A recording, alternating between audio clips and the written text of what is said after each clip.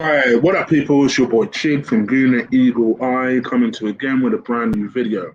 This time it is Eagle Eye, the transfer rumour show where I talk about news surrounding the Arsenal. Alright, let's first things first. Before we get going, please do stick a huge like on this video. You guys have been great on the likes recently. I need that momentum kept going. So if you guys can absolutely crush that like button, it always starts with those likes. It helps the show get noticed. It helps the subs continue to grow on the channel. Excuse me, I'm trying not to burp on the air. Yeah, it just helps the show get noticed generally. I've had a lot of people obviously come to me today wanting to speak to me about the redundancy situation. Obviously, for anyone who doesn't know, in my day-to-day job, I work in HR. I have a good understanding of obviously our current climate situation and the sort of decisions that business will make. So a lot of people for that reason hit me up on Insta and Twitter going, "Gee, what do you think about this?" Obviously you work at HR. So I'm going to try to explain this as best as I possibly can. I've seen a lot of people say, "See, we should have went for the furlough, then we would have avoided this shit." So I'm going to try not treat you guys like complete idiots, but I'm going to try and explain to you as best as I possibly can in terms of what this situation has entailed and what I think Arsenal are actually trying to do. Remember, please do stick a like on this video as we keep going. You guys know how I do normally. I'll come into the chat room after. This will be no different, but obviously any donations I see, I've got the chat room to my right. So if I see something flash, I'll make sure I catch those. Okay, let's get going. So Arsenal today, amongst everything that's going on with Willian, and obviously I'll come back to the Willian situation in a second, have announced today they put a large statement. I should really read that statement. I don't know if I want to read all of the statement, but let me see if I can read as much of the statement as possible. But they made a large statement regarding redundancies. Now, anyone will know that obviously we're in a financial, economic, difficult situation at the moment, given the pandemic. Lots of businesses have either closed or have made a lot of redundancies. The aviation industry, for example, I know is on its last legs. I have a lot of friends, often online, funnily enough, who work in the travel industry, and they are literally living on a day-to-day basis, not knowing whether tomorrow will be the day where they don't have a job to come back to. A lot of retail establishments, weirdly enough, because you think, oh, well, retail are doing well out of it. No, they're not the high street retailers. They're not doing great. If you weren't able to deliver online and stuff, funny enough, Amazon is actually booming at the moment, but everything else is really taking a suffering because obviously people have not been allowed out. So where people are not allowed out or people are too scared to come out, that's had an effect on business. And then obviously not only that, but in terms of football situations, there's the obvious situation of the fact that we've not been able to have money or any income in. Because, you know, Arsenal, I think they made a decision, as they rightly should have, very quickly in March. Obviously, football had an imposed ban on not only football, but people attending games even once they were resumed.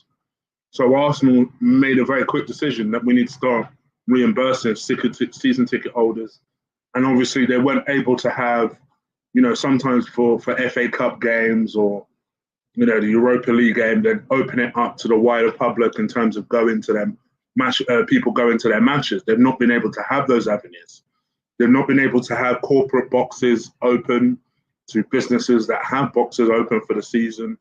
So they've been losing out on a lot of income. And I think people underestimate how much Arsenal relies on that day-to-day, match day income. It's just the same as a high street retailer to a certain extent, where a lot of their income is dependent on people visiting them, physically visiting them, physically spending money on a ticket to see them. and they've not been able to have that. Obviously, there's also a prospect to the fact that we won't have that until November, and even then, we don't know what that will look like. So Arsenal have been trying to put some sort of package together to try and deal with the situation. A lot of us understand and are prepared and braced for the fact that it could have an impact on the transfer budget. But Arsenal then kind of spoke to the team and said, "Listen, we need you guys to take a certain pay cut. It will save jobs if you do so." Most of the team, bar 3 players, one of which being Mesut Ozil, who is the highest earner in the team, declined, as it's in his rights to do so. It's not something that people like to hear, but it is in his rights to do so. Declined to do that, and instead, most of the team, as a result, took a pay cut, 12.5% pay cut. This obviously allowed them to keep a lot of their staff on board between April and now. Subsequently, Arsenal decided to not go and utilize the furlough system, which obviously the government put into place. Because they weren't able to do that, or they chose not to do that, they're now in a situation where, obviously, fast forward to August 2020, they are now in a situation where they're facing making redundancies of 55 members of the Arsenal team. Now, where do I go with this first? All right, I think let's start from the very beginning. In this particular situation, I've seen people say, "Chris, do you think that Arsenal should have opted to go for the furlough system?" Now, for me, it's not for me to decide whether a business should or shouldn't go for the furlough system. But one thing I must make clear: just because a company goes for a furlough system doesn't mean that they are guaranteeing that that same person will have a job at the end of the furlough system. There are plenty of businesses who, bear in mind, that furlough system, I think, was still running until the beginning of last month, and then technically any employees would be covered until September, right? I know companies that weren't even with the furlough system still had to make those redundancies. So that's first thing I will say. Second thing I say, we don't know what Stan has or has not covered. I see lots of people saying, "Oh, well, Stan is a billionaire, so he's obliged to save everybody's jobs." Listen, I don't know about you guys. I don't live in no Disney or Cinderella movie. We see this happen time and time again. There are companies that shut down time and time again, where usually the person on top is the richest person. And yeah, in theory, they could have forego their salary. They could have done this. They could have done that. But as much as people don't like it, motherfuckers are not obliged to do that. So I do think a lot of those redundancies, it's a shame. It's very, very sad. It's very sad, especially when you think of the fact that while this is happening, we are preparing to buy to take on a 32-year-old right winger who, I don't give a damn what anyone says, is average at best, and pay him £130,000 a week.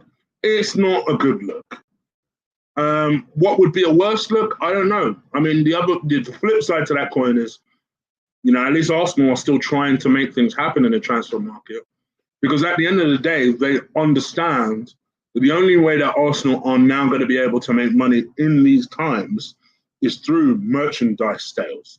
I think it was only yesterday that they announced that Kieran Tierney and Bukayo Saka have now become the leading shirt sales at Arsenal.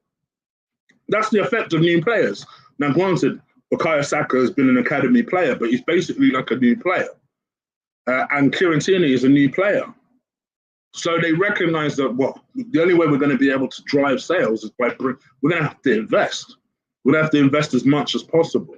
Now, so far, the people that we're being linked to, Coutinho and Willian, are not exactly the most awe-inspiring situation. I'm saying all this to say, this side of things, I have no issue with. This is just the sad side of business. This is a real, unusual pandemic situation. And to be able to, this is the part where I don't agree with blaming Stan with. Oh, well, Stan, he has to spend money because he's a billionaire. He has to bring in world-class players because he's a billionaire. He has to save jobs because he's a billionaire. Life don't work like that. It just doesn't. It's a sad fact of life, but it does not work like that.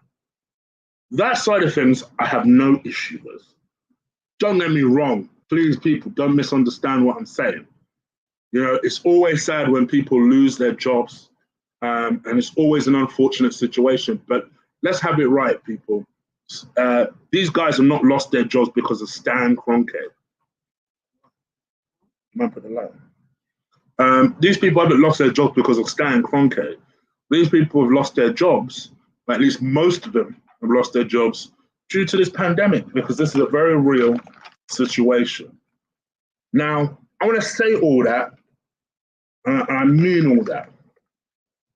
And then I noticed one of the names was a certain head of recruitment or international recruitment, Francis Kagayo.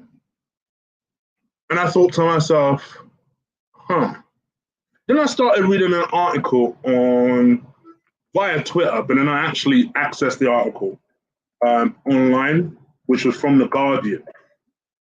And it's very interesting, the situation that's developing at Arsenal that we find ourselves in. And funnily enough, this was when loads of people were banging on about how good it is to have Raul in and how he has all this Barcelona connections. You remember when me and Lee were having the same discussion about 18 months ago? Like, I don't trust this guy, man. I don't trust this guy. And I kept having this gut feeling that I did not trust this guy, right? Let me read you a little something. The Warrior at Arsenal, once famously resourceful, have entrusted too much responsibility for recruitment to a narrow list of associates that includes Kia Joorabchian. You know me, I stay butchering names. A super agent with a story past in helping broker big deals and longtime friend of technical director Edu. It must also be said, by the way, that he has a business partnership with David Luiz and Willian with a restaurant in London. The suggestion is that Arsenal have surrendered a coherent approach to player spotting and handed too much power to the contacts of books of Edu and Raul Cionelli. There is a particular angst that Arsenal may be losing ground in any chase for the best young players. That sentence worried the shit out of me. Let me say that again. There's a particular angst that Arsenal may be losing ground in any chase for the best young players. The fear in certain quarters is that Arsenal's executive team are wed to a certain set of voices and marginalizing those who have an alternative view, particularly when it comes to planning. And this, like I said, this article is from The Guardian. This is essentially turning into a boys' club. You know, you do well for us. Well, look, you know, you scratch my back, I'll scratch yours. Anyone who's not on board, they're being shown the door. And I do wonder, this timely exit of Francis makes me think to myself, I wonder if he's one of the names that wasn't on board with what is happening at Arsenal. You know, someone who perhaps, by all intents and purposes, we heard, ironically, prior to his promotion, had a lot of power and say behind the scenes, particularly around the Arsene Wenger days. Ivan the Weasel brings these to him, right? I've said it from day dot, I've never trusted them, right? Then all of a sudden, you're hearing about Francis having less and less influence on recruitment. And slowly it's being shifted to Raul. Suddenly, Ivan leaves. And Raul becomes the Don Raul to all of you guys. Right? Gosh damn, I never called him Don Raul. That's a damn sure. Now all of a sudden, Raul runs the whole kingdom. And he runs it his way. Suddenly, I remember I was on this channel bitching about the fact that Sven left. Because of the way he left, all of a sudden my man came on board. It wasn't even a month he went. Then you started seeing people slowly leaving the business, leaving the club. You're thinking, what is going on here? And now the last of the old guard, so to speak, Francis, has now been exited the business using this reasoning of redundancies. It all seems a little bit convenient to me, and it's a shame because they've used a very real life, very sad situation to cover their tracks. And now we're in a situation where essentially, if you're not on board, you're out.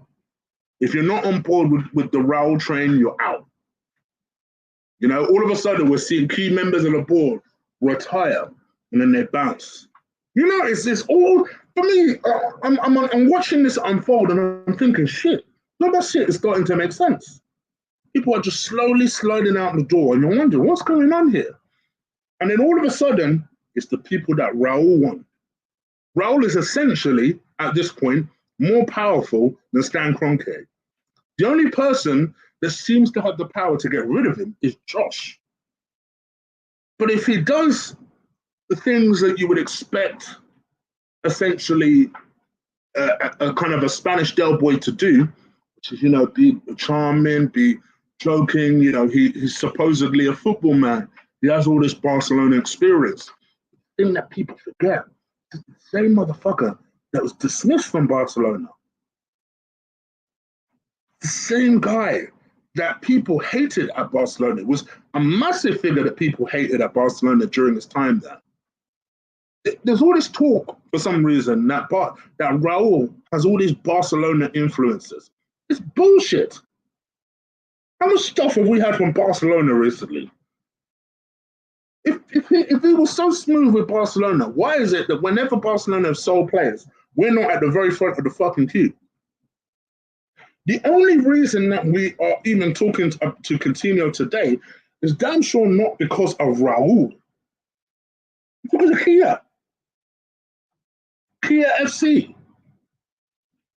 It's not Raul. And it's all just for me, the whole thing just feels a little convenient.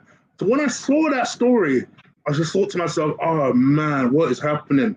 What is happening? It's like a deep-seated rot that is happening in that club. And it's all coming from the fact this Raul, Asian Ivan, and the rest of his little motley crew that just slid in and they're infecting the club.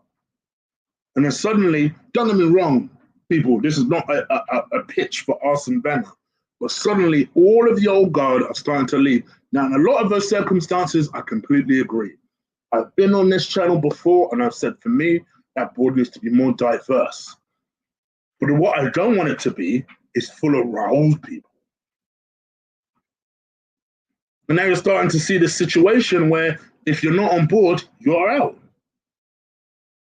I guarantee you guys are probably sat there thinking, maybe some of you guys are sitting there thinking, oh no, chick, this seems a bit conspiracy-ish. This seems a bit Eddie Bravo-ish. All right, cool. Give it 2-3 weeks. Let's see, unless it has been explicitly, and if they're smart, they would have done this, by the way. Unless it's been explicitly agreed in their compromise agreement or in the redundancy agreement with Francis that he must not disclose shit about what's happened. They're smart. That's what they would have put into that contract. Next 2-3 weeks will be very telling because suddenly we may see some type of story about what the fuck is happening behind the scenes. Meanwhile, you've got Kia having more and more influence into what is happening in the club. I bet, I'm going to make a nice prediction. In the next 6 months, we see Kia suddenly have a fucking role at that club. It's all seeming a little bit too slimy for my liking. By the way, this is my opinion. I don't like it. I don't feel comfortable with it. For me, it gives me the creeps. And this is why from the very get-go, honestly, from the very get-go, my man was asking my opinion about Raul. I didn't trust him. I did not trust him from the very get-go. He got Pepe on board. I was like, yeah, all right, great. I still didn't trust him. And he gives me that vibe about him. But we'll see what happens. Meanwhile, we've got Willian. Apparently, he's set to agree to join the club. The 32-year-old who's over the hill, completely over the hill, but has had a season where a lot of people are saying to be cheap. I mean, you're being a bit harsh on Willian. I think he's rather good. I think he's all right. For me, the problem with, and this is, it harks back to the sentence that I've just said, that we're not looking at the likes of your Dominic Szoboszlais, your Van der Beeks. Don't get me wrong, that, I mean, we're talking, price is going to be ridiculous, but that we're looking at people like David Luiz, Willian, Coutinho, who is 28 years old. Don't get me wrong, it's by no means over the hill, but he's also run out of options. And Arsenal is the last destination. Let's just be honest, you know? And I can only see our club suffering as a result of it. Yeah, I have a lot of reservations about Mikel Arteta. I think he's had a great start by winning the FA Cup. I still have those reservations. But I'll tell you what, he's got an impossible job with these clowns behind him. He's got an impossible job. I see stories about, Mikel Arteta asked for Willian. Bullshit. There is no chance. Listen, don't get me wrong. Maybe he did, because this is also the same geezer that offered David Luiz a new contract. But maybe it's not impossible, right?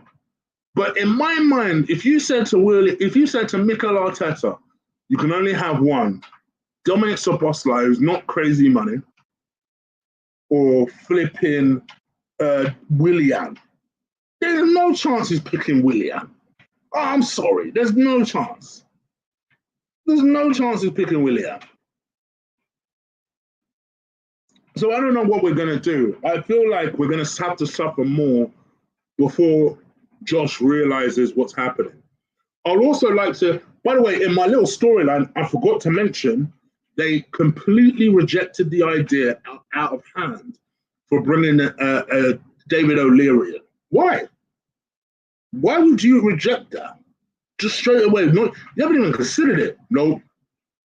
You know why? Because it's not a Raul guy. That is not a Raul guy. That is not a guy that Raul can influence. That's a football guy who you can't blag off. You can't smarmy your way out of it. We're in deep trouble because as far as I can see, we've got owners that don't give a shit and they've left it in the hands of two devils. So I don't know what we're going to do.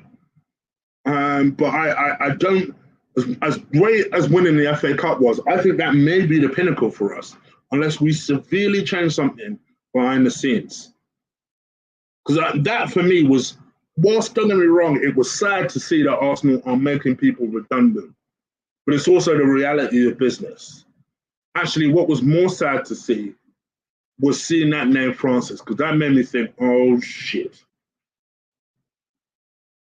So I don't know if anyone else will have this take, but this was just my kind of feeling, and I wanted to kind of get that shit off my chest. What do you guys think? Let me know in the chat room. Leave it in the comments below, and I promise I'll come back to you. One thing I'm going to quickly say before I come into the chat room, there is some good news, and that is Gabriel. So Gabriel is someone that you guys have seen me say that I think Arsenal need to be going for. I think he's a great defender. Lots of people have asked me who do I think is better out of him and Diego Lopez or Luiz or whatever his name is from Seville, who have also been linked with. And I said Gabriel because he's younger, He'll only develop more. I think he's got good experience, and he's not so old that, say, for example, Saliba can't relate to him.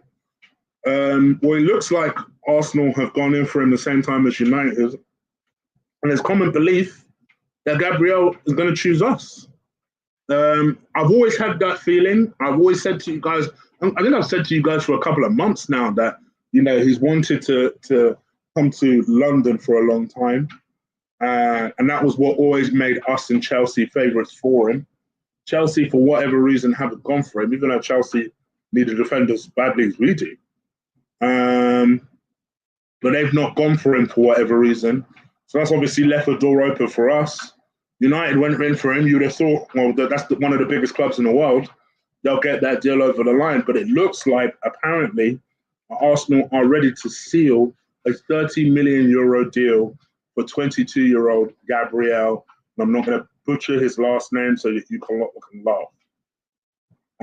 But I do find that interesting. At least that's one situation that I feel like I do like, and I think that would be a good signing. There's lots of things at play here. There's a belief that Pepe has spoken to him. Him and Pepe are supposedly quite good friends. Pepe has spoken to him and has encouraged him to join. So that's one thing that apparently is really one thing that was really pushed from the get-go. Another thing, like I said, he wanted to join. He wanted to come to London. I read that a good 2 months ago. So yeah, I think all these things worked into our favour. Edu is Brazilian, so I imagine there's some kind of influence there as well. We're also building a little bit of a Brazilian contingent at our club, particularly if Coutinho also joins. So these things, I would imagine, have played into Gabriel's thinking, all right, cool, well, to me, that makes more sense than go joining United. Obviously, he's joining a new country. It's going to take him some time to settle. But for me, I'm happy. I think he's a good defender. So yeah, let's see what happens. And he's a left footer as well. I forgot to tell you guys that. A left footer. So let's see. But yeah, according to this story, it says, according to our information, La Foyot's Desk Sports writes, the central defender spoke with representatives of Arsenal earlier this week, and he was particularly sensitive to their speech. He would therefore like to join the Gunners as quickly as possible. We'll know more in the coming days.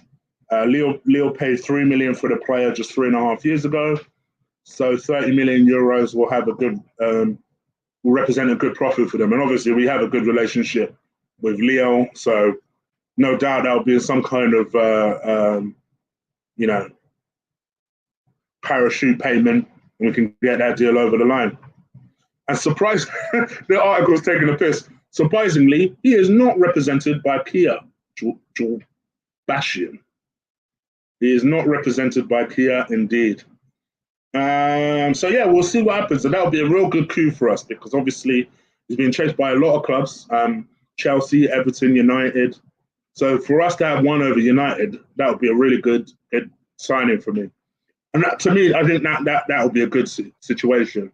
And if you can get Sarr on top of that, I think between Saliba, Sarr, and this kid, you've now got a real good base to start really developing the defense with.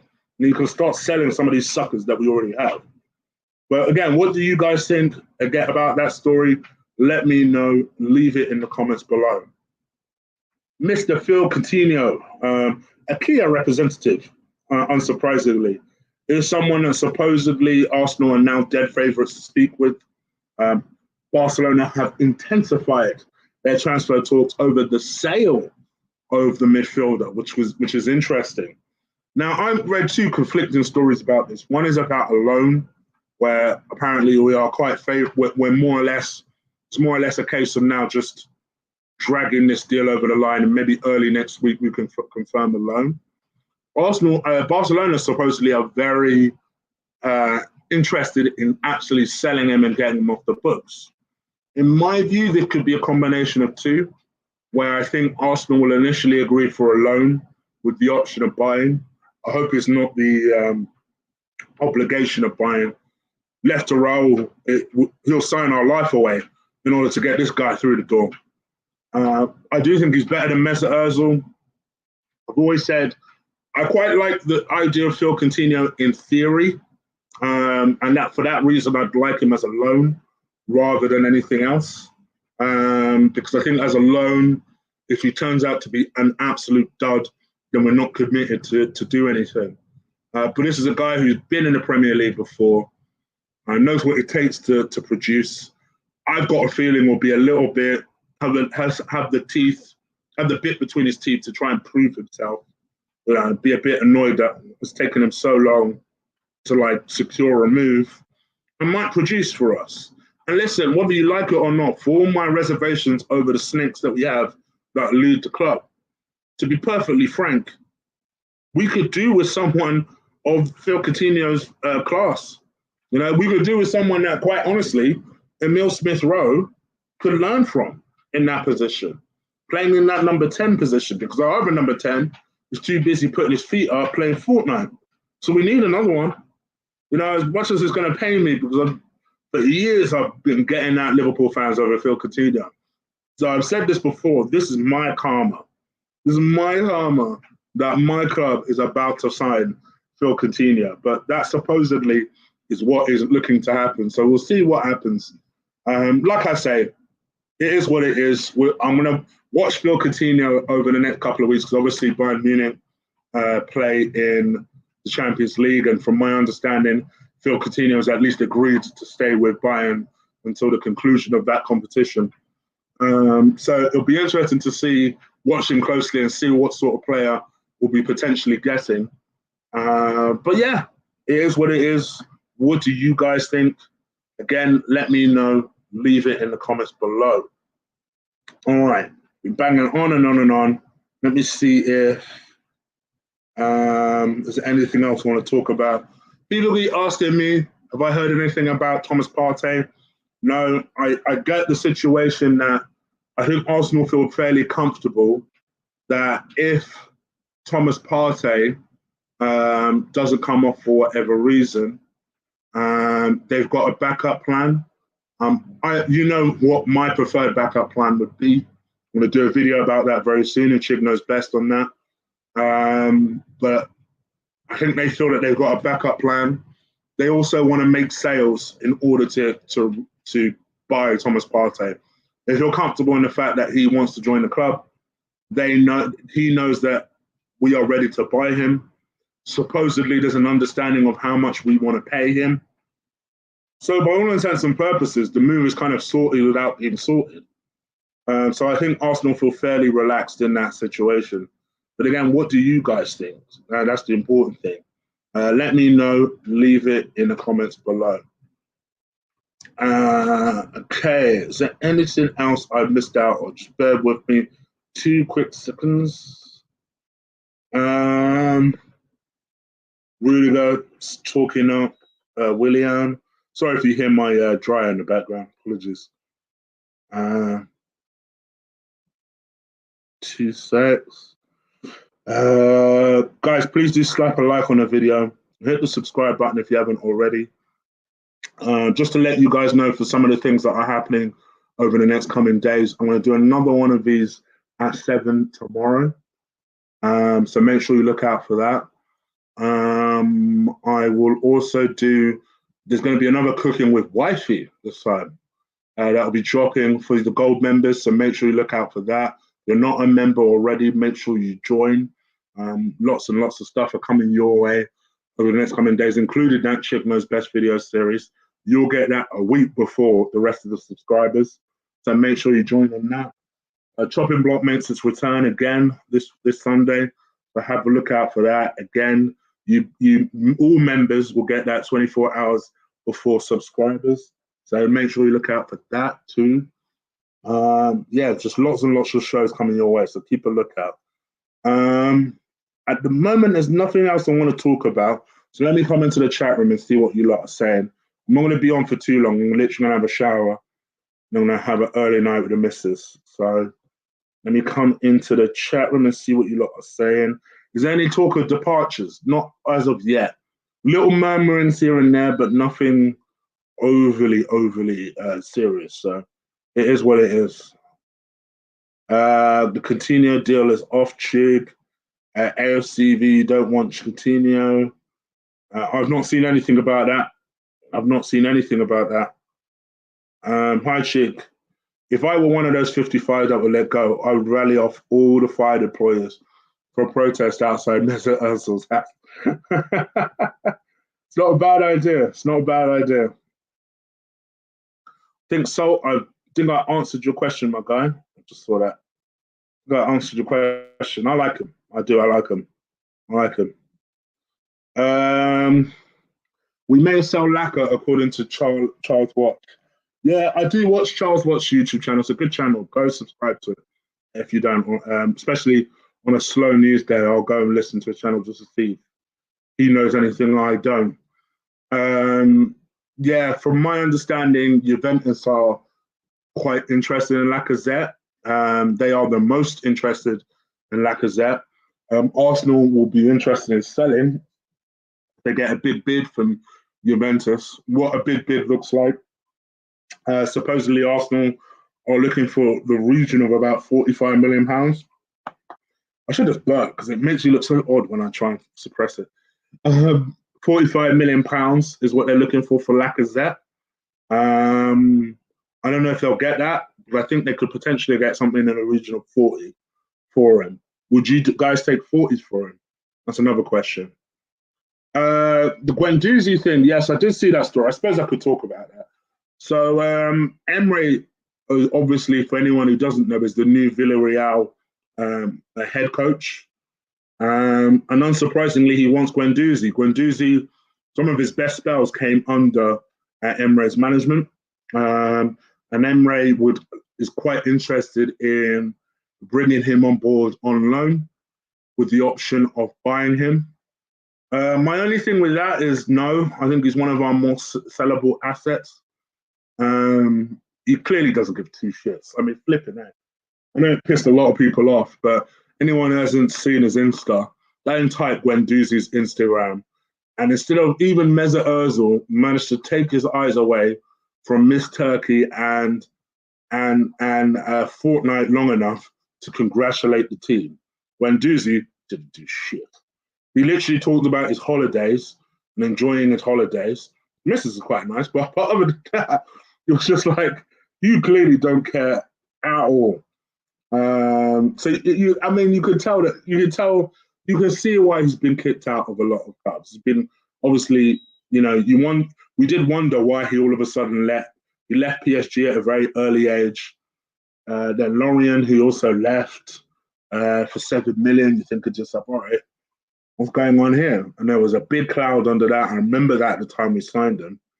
And then we since have heard from that coach of Lorient that his attitude has always stunk and he doesn't believe that he'll change. And now we're starting to see examples of that. Part of me was a little bit sympathetic to him because I do like some of that attitude in a way. Like, I do like the idea of sticking up for your teammate and going out there and fighting and that. But also, just like anyone at work, just like any of us that have jobs, we also know to shut the fuck up and just lose the battle. Sometimes your manager asks you to apologize or asks you to back down, just take the L. I'm stubborn as they come, but not when it comes to ruining my money. Just take the L and move on. And he's not done that. And now he looks like he reckons he can make it at Barcelona, not with his attitude. Not with his attitude. And supposedly Barcelona don't want him now because he's failed some sort of eye test, which I was like, okay. So, yeah. But we'll see what happens to Guendouzi. But, yeah, I think that's a sellable asset. I wouldn't want us to waste it on a loan before we then sell him for a lot less. I'm not comfortable with that. I'd rather just sell him and just get it done and out of the way.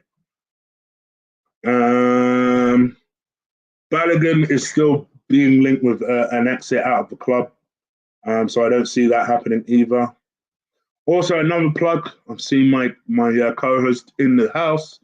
Big up to my big bro, Ola, in the building. Me, Ola, and Will do a show every single Friday called The Combat Show. So make sure you guys check that out. Obviously, lots of little tidbits that have happened over the course of this week. So that we'll cover that. So make sure you check that out every Friday at 9:30. Link is in the description below if you want to subscribe to that. We are growing. We're gradually getting towards 200 subscribers. So go and help out with that and subscribe to the show. Speaking of subscribers, we're also growing on here. Road to 10K is on.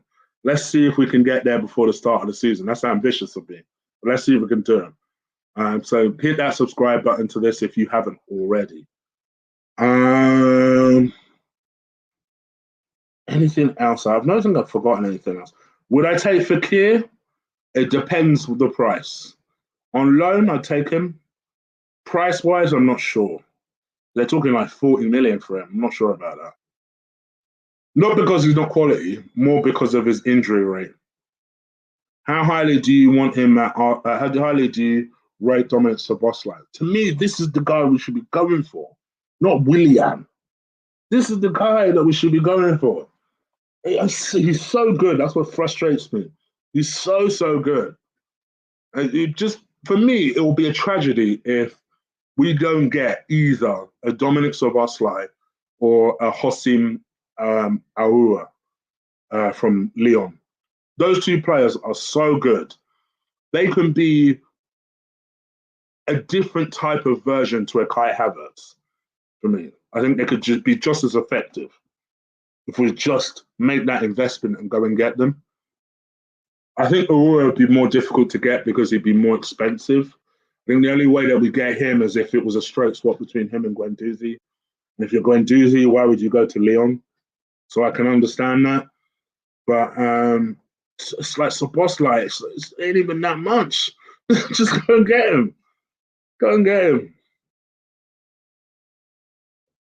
I take 40 million. To be honest, I'd take 40 million for Lacazette as well. I would take him.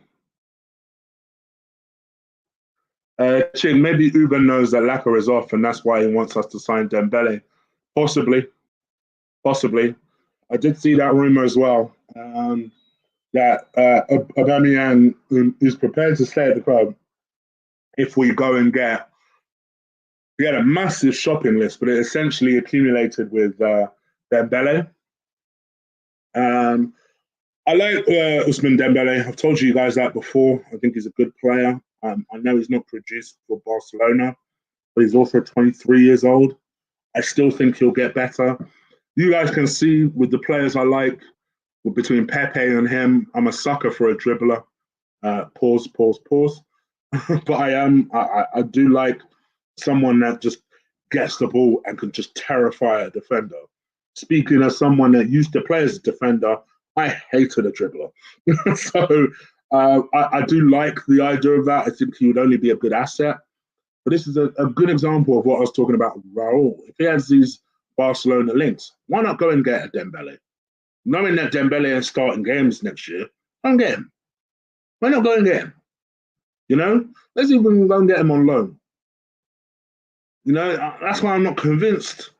Because unless Kia is involved in that deal somehow, we ain't getting no Dembele. Inter are 1-0 up. People keep saying this. Yes, Inter are 1-0 up. You like an injury-prone player. I like a talented player, my bro. I like a talented player. You would hope they're not injury-prone, but I like a talented player. Yes.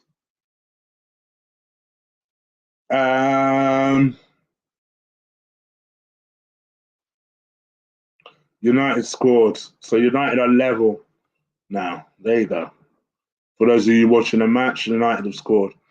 Oh, for those people asking, I am going to do a member stream tomorrow. I'll probably do it around 9 or 10. Have a look out for that. It won't be long. No offense to you guys. Not that I'm trying to shortchange you guys at all. It will probably be an hour max. Just got so much stuff I'm doing at the moment. But yeah, so look out for that. I'll pop up when I pop up, basically. Just keep an eye on your membership. And Ben, you, my brother, I am dragging you on. You have no option.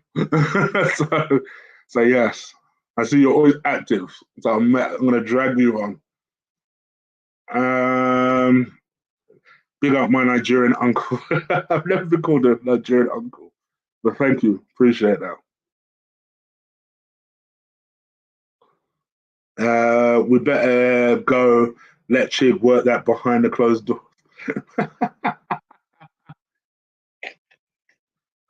All right, let's not start. Let's not start.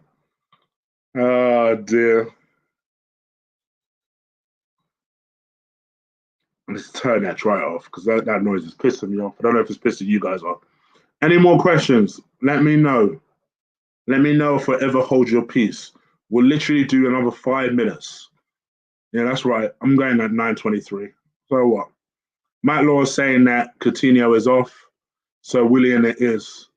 Now I'll tell you what. I'll be okay with that if it means that we're getting a Sabosline. Let me go and check the Matt Law story. He's a Guardian. Is he a Guardian writer? I can't remember what he writes. Let's see. No, he's a Telegraph writer. Telegraph occasionally gets stuff right. So okay. So just to be clear, okay. Let's see what he says. Let's go to the top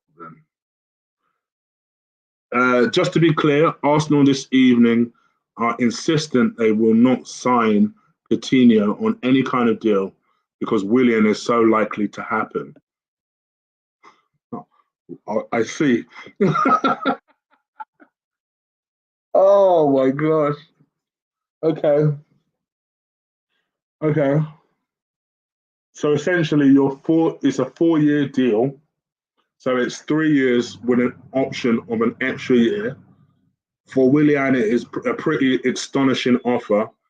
He's had a good restart, but still, even Matt Law can't believe it. Right. Okay. Oh gosh, why do I support this club? Oh, it'd be so much easier if I supported someone else. Anyway, so yeah, you guys have heard it first then. So it looks like we are not signing the better player out of the two. We are signing Willian. 32-year-old Willian. Happy birthday on Sunday, future Arsenal player. Oh, crap. Ozil is trending number 3. I'm guessing that's people bitching about the redundancies. Still in shock. Love to. Okay, fair enough. He's talking about the explosion, and I agree with that. Fair play to fair play. I've seen lots of people talking about Mesut Ozil's wages with this. What can you do if the player doesn't want to go? You know, the player doesn't want to go. What can you do? It's a shame that we're in the situation we're in. Mesut Ozil, people. Mesut Ozil. That's what it is. You can't make someone go if they don't want to. You can only pay them to go, and that still doesn't help with their situation. So it's a shame, but talking about the fact that Mesut Ozil's on 350 a week, what can we do? What can we do? So yeah, it doesn't look like Phil Coutinho is going to happen then, according to Matt Law. I don't know how accurate Matt Law is with these things. I know he covers football generally quite well. So we'll see who's right. But yeah, Matt Law with the latest that we will not be pursuing Phil Coutinho because we're on the verge of signing Willian. Have a good day, people. Gosh damn. Please do slap a like on this video. Hit the subscribe button if you haven't already. Look out for shows that I drop over the course of this weekend. And yeah, let's see how we go, man. Let's see how we go. This is all really depressing stuff. The transfer went down. I get the feeling it's not going to be any better.